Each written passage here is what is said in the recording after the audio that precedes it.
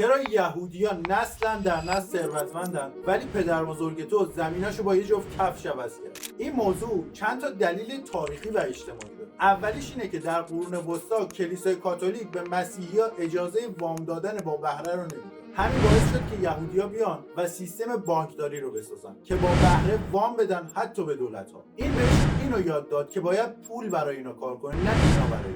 مسئله بعدی کارآفرینی بود. کسی به یهودی‌ها کار نمیداد. همین موضوع باعث شد که اینا کسب و کار خودشون و در نهایت همدلی اجتماعی بود. یهودی‌ها پشت هم بودن. هر کسی که کار را می‌یافت همه شروع به تبلیغ و کمک می‌کرد. برخلاف ما پدر بزرگای ما بعد از این که غریبه و دشمن رد می‌شدن تازه می‌رسیدن به دوست و فامیل آشنا که می‌خواد سرشون کلاه بذاره. بعد از اونم می‌رسیم به آموزش که هیچ آموزشی وجود نداشت. و در نهایت اگر تو می‌خوای درگیر این مشکلات نشی، قدرت پول رو درک، ارزش واقعی پول رو بشناس، براش ارزش قائل شو. شروع کن به سرمایه‌گذاری. هر چند کم آموزش ببین. بزرگترین سرمایه گذاری تو سرمایه گذاری روی خودت و دهنت رو ببند. فامیل، دوست، خانواده خوبتو نمیخواد، چه برسه به دشمن.